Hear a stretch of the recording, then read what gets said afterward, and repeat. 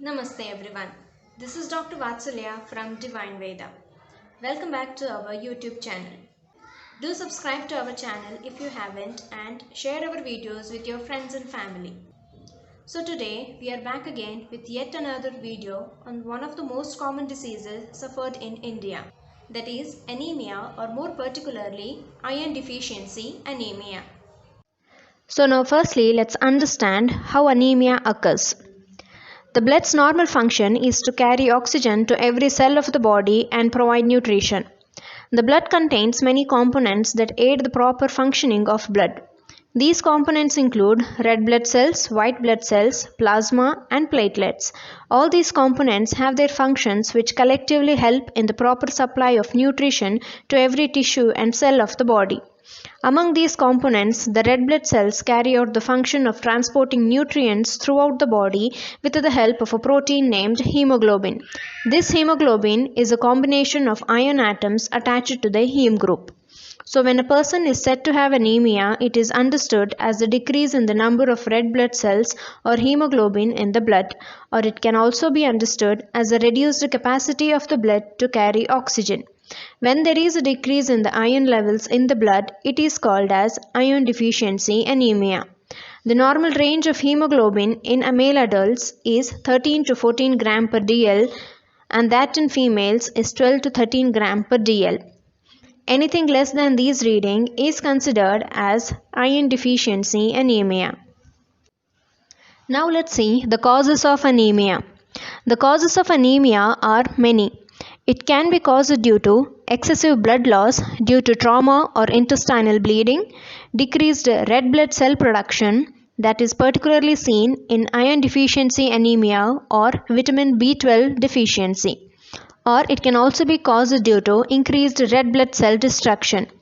Among the above said causes of anemia, iron deficiency anemia is caused due to decreased production of red blood cells or excessive blood loss through blood donation, menorrhagia, trauma, intestinal bleeding in ulcers or hemorrhoids or colon cancer, inadequate dietary iron intake, improper iron absorption in the body, and infections. Now let's see the signs and symptoms of iron deficiency anemia. Iron deficiency anemia shows various symptoms such as pallor, fatigue, breathlessness on exertion, pica, frequent irritability, hair loss or thinning of hair, rough nails, and decreased immunity. Out of these symptoms, pallor is the most distinguishing factor or symptom of anemia.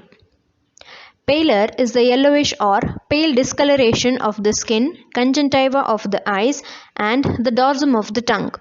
This pallor is mainly caused due to the low levels of oxygen and hemoglobin in the blood. The next symptom, fatigue or weakness, is the inability to carry on with regular physical activities.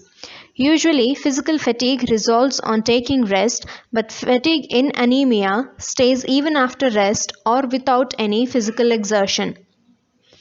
Hair loss or thinning of the hair is the loss of hair from a part of or the whole body in which head is commonly involved.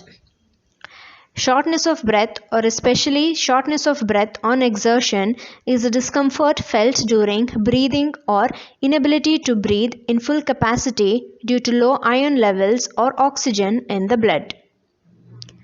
Pica is the tendency to eat non-nutritive substances such as hair, mud, chalk, or dirt.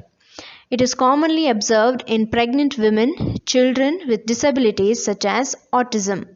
Koilonychia in iron deficiency anemia is a condition of the nails which become rough, brittle, spoon-shaped, and extremely thin. Now let's understand how anemia is explained in Ayurveda. As a diagnosis of iron deficiency anemia is characterized by the presence of pallor of the skin, conjunctiva of the eye, it is named as Panduroga in Ayurveda. The word Pandu in Sanskrit gives the meaning of being yellowish in color or pale or pallor. The reasons responsible for Panduroga are told to be improper indulgence in diet and physical activities. In Ayurveda, Panduroga is categorized under Pittaja Roga, meaning the main body constitution responsible for Panduroga is Pitta body constituent.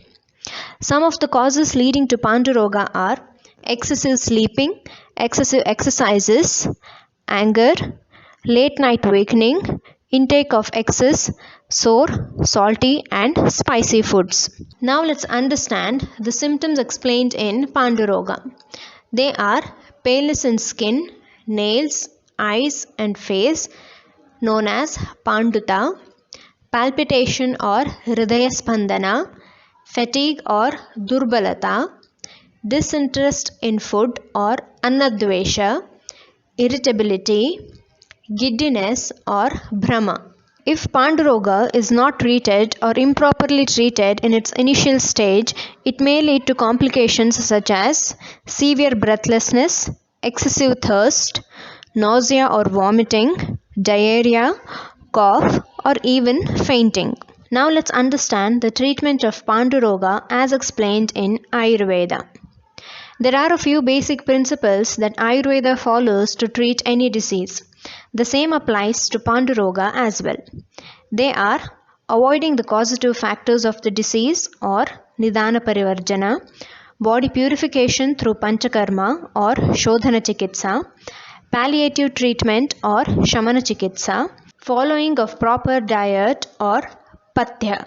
Now let's understand each treatment principle in detail. The first one is avoiding the causative factors. Panduroga, as mentioned earlier, is caused due to the vitiation of Pitta, body constituent, and indulging in food substances such as sour, salty, and spicy food. So, avoiding all these will help manage the disease. The next is oleation therapy or Snehana Karma. As there is a lot of dryness involved in Panduroga due to improper functioning of the blood, and skin is considered as the subtissue of blood in Ayurveda. So the effect of vitiated blood is seen in the skin as dryness. To reduce this dryness, the application of medicated oils to the whole body is helpful. There is also mention of internal oleation therapy, which means to ingest medicated oils or ghee to the patient in order to bring the deranged body constituents to the intestines so that they can be removed easily out of the body through emesis or purgation therapy. The next principle is purification therapy or Panchakarma. Body purification is necessary to remove the vitiated body constituents from the body causing diseases. These procedures in Panduroga include Vamana or emesis therapy and Virechana or purgation therapy. As Panduroga is a Pitta predominant disease and Virechana is mainly administered in Pitta diseases, hence Virechana Karma is best for Panduroga. The next is palliative therapy or Shamana Chikitsa. These include internal medicines suitable for the disease as well as the body type. Both herbal and mineral medicines are explained in Ayurveda for the treatment of Panduroga. Now lastly, let's see some of the home remedies and diet which can be followed in Panduroga. Including a variety of vegetables and fruits in our daily diet helps to improve the iron levels in the blood. Some of the home remedies are: the first one is beetroot and spinach juice. Prepare juice by grinding 4 to 5 slices of beetroot with 10 to 15 spinach leaves. This is taken daily on an empty stomach, helps improve iron levels. Vegetable soup prepared out of bottle gourd, beetroot and spinach can be consumed before food. Dry fruits include having a handful of dry fruits like dry grapes, almonds, dates and figs between your meals. Having citrus fruits, including citrus fruits such as orange, lemon, pineapple, etc. in your diet helps in proper absorption of iron from the diet, as vitamin C is crucial for the body to absorb iron into the body.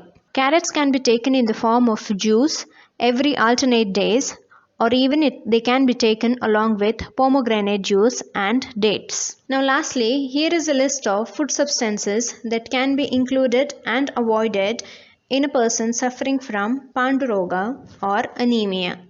Hope this video is of some help for those suffering from anemia. Do make use of the remedies explained and keep a check on your blood iron levels with proper consultation. Until next time, take care and thank you for watching this video.